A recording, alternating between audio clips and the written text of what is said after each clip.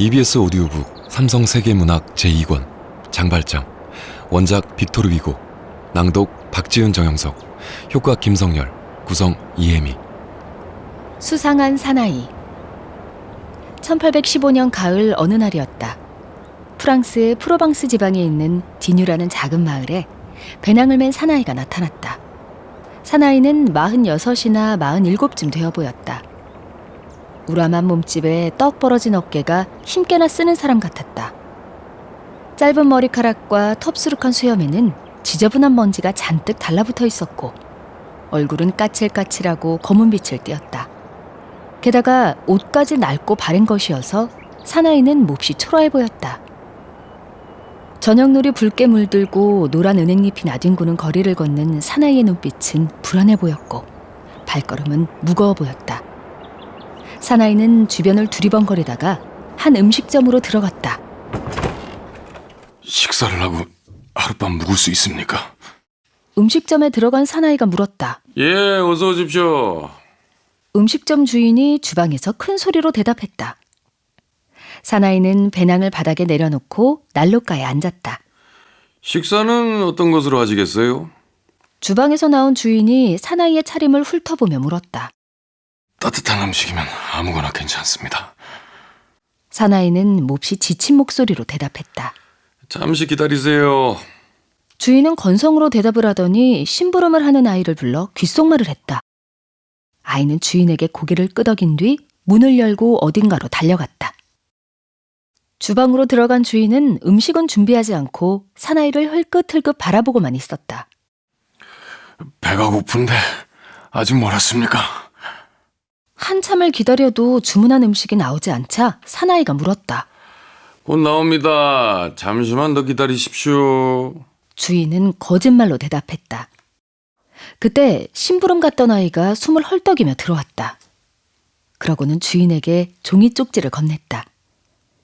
종이를 본 주인은 놀란 눈으로 사나이를 바라보았다. 나가주시오. 우리 집에서는 당신을 재워드릴 수가 없습니다. 뭐라고요? 사나이가 주인을 쳐다보며 물었다. 미안하지만 당신에게 음식을 팔 수도 잠자리를 제공할 수도 없습니다. 돈은 틀림없이 내겠습니다. 돈 때문에 그러는 것이 아닙니다. 아니, 그럼 대체 무엇 때문입니까? 사나이가 자리에서 벌떡 일어나 조금 큰 소리로 묻자 주인은 대답할 말이 궁색했는지 우물쭈물했다. 왜냐하면은 그게 빈 방이 없습니다. 방이 없으면 마구간이라도 좋습니다. 마구간도 안 됩니다. 주인이 차가운 목소리로 말했다. 아니, 왜 마구간도 안 된다는 겁니까? 사나이가 약간 화를 내며 말했다. 안 됩니다. 마구간은 손님들이 타고 온 말들로 가득합니다. 그럼 음식이나 주시오. 그것도 안 됩니다. 뭐요? 나 지금 몹시 배가 고파요. 온종일 굶었단 말이오. 사정은 딱하지만 식사도 곤란합니다. 주인은 쌀쌀맞게 대답했다. 돈은 충분히 드릴 테니 아무거나 먹을 것을 좀 주시오. 예? 사나이가 사정을 했다. 그러나 주인은 매서운 눈으로 사나이를 바라보면서 종이 쪽지를 건넸다. 어서 나가시오. 쪽지를 받아 읽던 사나이의 얼굴이 굳어졌다. 쪽지에는 사나이의 이름이 장발장이며 19년 동안 툴롱 감옥에 갇혀 지내다 4일 전에 나왔다고 적혀 있었다. 사나이는 배낭을 짊어지고 말없이 음식점을 나왔다. 거리는 어두웠고 은행잎들이 바람에 휘날리고 있었다.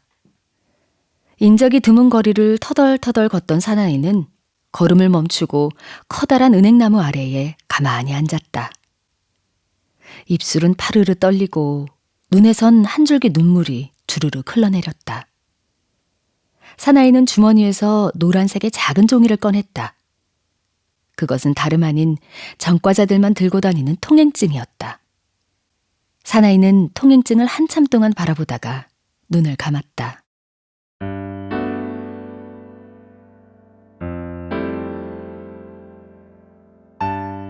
그는 파리에서 가까운 작은 지방에서 태어났다.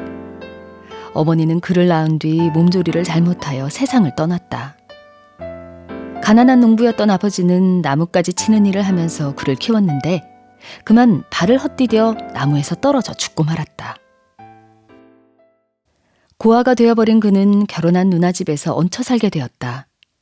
하지만 누나도 가난했기 때문에 장발장은 학교에 다니는 것은 꿈도 꾸지 못하고 나뭇가지 치는 일을 하며 살았다. 그런데 25살이 되던 해에 누나의 남편이 병으로 죽고 말았다. 누나에게는 자식이 7명이나 있었다. 누나의 도움으로 자란 장발장은 자신의 힘으로 조카들을 기르겠다고 다짐했다. 하지만 7명이나 되는 아이들을 키우는 일은 쉽지 않았다. 쉬지 않고 일을 해도 조카들은 늘 배고픔에 허덕였다. 그러던 어느 추운 겨울날이었다. 겨울에는 할 일이 없기 때문에 장발장은 집에서 쉬고 있었다. 조카들이 배가 고프다고 울먹였다. 하지만 집에는 빵 한 조각도 없었다. 장발장은 너무 가슴이 아파 거리로 나왔다. 어둑어둑해진 거리에는 사람들의 발길도 뜸했다. 바람이 쌩쌩 부는 거리를 걷던 장발장의 눈에 빵가게가 보였다. 가게 앞으로 가서 가만히 안을 들여다보니 진열장 안에 먹음직스러운 빵이 가득 있었다. 장발장은 자기도 모르게 진열장 유리문을 깼다. 그러고는 재빠르게 빵 한 덩어리를 들고 달아나기 시작했다. 도둑이야! 주인이 쫓아오며 소리를 질렀다. 주인이 소리를 지르자 옆 가게에서도 사람들이 뛰어나왔다. 사람들이 떼지어 장발장을 쫓았다. 장발장은 있는 힘을 다해 도망쳤으나 얼마 가지 못해 뒤쫓던 사람들에게 붙잡히고 말았다. 장발장은 곧장 경찰서로 끌려갔다. 이건 총이잖아. 조사를 하던 경찰이 장발장의 외투 속에 들어있던 총을 발견하고 의심스러운 눈초리로 말했다. 장발장은 전부터 작은 총을 하나 가지고 있었는데 그 총으로 몰래 사냥을 하곤 했었다. 그 당시 프랑스에서는 허락받지 않고 총을 들고 다니면서 사냥을 하면 엄한 벌을 내렸다. 그런데 조사 과정에서 장발장이 몰래 사냥을 했던 것이 들통나고 말았다.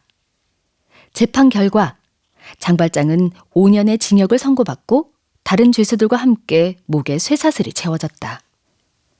장발장은 눈물을 흘렸다. 술에 태워진 장발장은 멀리 떨어진 툴롱 감옥으로 옮겨졌다. 그리고 붉은 죄수복을 입고 감옥살이를 시작했다. 감옥살이를 하게 된 장발장은 5년씩이나 감옥에 갇혀 있으면 조카들이 굶어 죽을 것 같아 마음이 놓이지 않았다.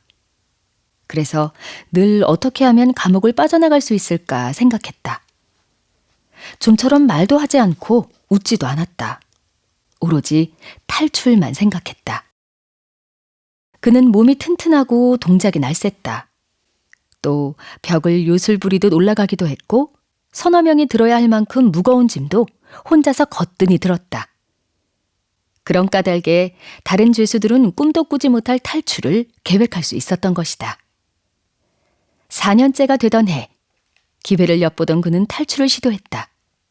그러나 워낙 감시가 심해 금세 붙잡히고 말았다. 1년만 지나면 풀려날 텐데 이 일로 3년이 늘어나고 말았다. 그 뒤로도 3번이나 더 탈출하려다 붙잡혀 19년 동안 감옥에 갇혀 지내야 했다. 감옥에 다시 갇히게 된 그는 죄수들을 위한 학교에 나가 읽기, 쓰기, 세마기 등을 공부했다. 그가 공부를 한 것은 죄를 뉘우치고 새로운 삶을 살고 싶어서 그런 것이 아니었다. 감옥에서 나가면 자신에게 불행을 안겨준 사회에 복수를 하기 위해서였다. 1815년 마침내 장발장은 자유의 몸이 되었다. 하지만 완전한 자유의 몸은 아니었다. 당시 프랑스에서는 감옥살이를 한 전과자는 노란색 통행증을 가지고 다니도록 했다. 새로운 도시로 가면 우선 이 통행증을 들고 관청에 가서 신고를 해야 했다. 그러면 관청에서는 경찰에 이를 알려 전과자가 또 죄를 짓지는 않는지 늘 주의하며 살폈다. 감옥 철창문을 나서는 장발장의 주머니에는 19년 동안 감옥에서 일한 대가로 받은 109프랑 15수의 돈과 노란색 통행증이 들어있었다. 장발장은 고향으로 가던 길이었다. 날이 어두워지고 배가 고파 음식점에 들어갔지만 곧 전과자라는 사실이 드러나면서 내쫓기고 만 것이었다. 은행나무 아래 앉아있던 장발장은 추위에 몸을 떨었다. 하루 종일 먼 길을 걸어온 데다 아무것도 먹지 않았기 때문에 금방 쓰러질 것만 같았다. 장발장은 노란색 통행증을 다시 호주머니에 집어넣고 자리에서 일어섰다.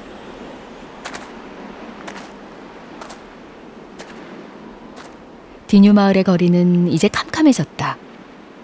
상점들도 모두 문을 닫았고 거리는 쥐죽은 듯 고요했다.